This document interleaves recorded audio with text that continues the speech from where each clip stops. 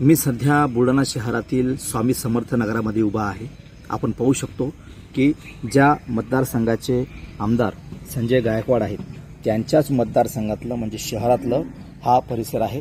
आपण जर पाहिलं तर शहरामध्ये ठिकठिकाणी गड्ड्याचं या ठिकाणी साम्राज्य आहे, ठिकठिकाणी चिखल साचला आहे। परिसरातील नागरिकांना या ठिकाणी या खड्ड्यामुळे त्रास होतोय, वाहनधारकांना सुद्धा त्रास होतोय।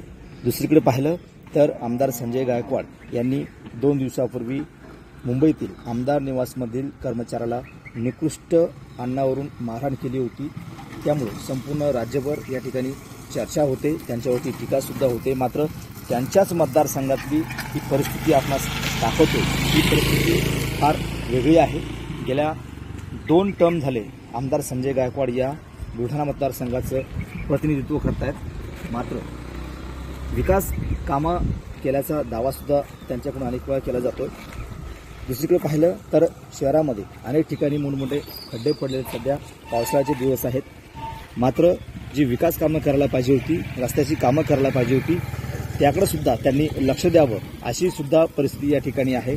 नागरिकांची मागणी आहे की त्यांनी त्यांच्या मतदारसंघात सुद्धा या ठिकाणी लक्ष द्यावं, जेणेकरून मतदारसंघाचा विकास होईल, नागरिकही खुश राहतील, त्यांचे मतदारही खुश राहील। मात्र अन्नाच्या दर्जावरून ते जर का या ठिकाणी रणकंदर करत असतील, राडा करत असतील तर मतदारसंघातल्या विकास कामासाठी सुद्धा त्यांनी या ठिकाणी राडा करावा, विकास कामं करावी अशी मागणी सुद्धा या परिसरातील बुलढाणा मतदारसंघातील नागरिक सध्या करताना दिसत आहेत। कॅमेरामन निलेश देशमुखसह गणेश सोळंकी, TV9 मराठी, बुलढाणा।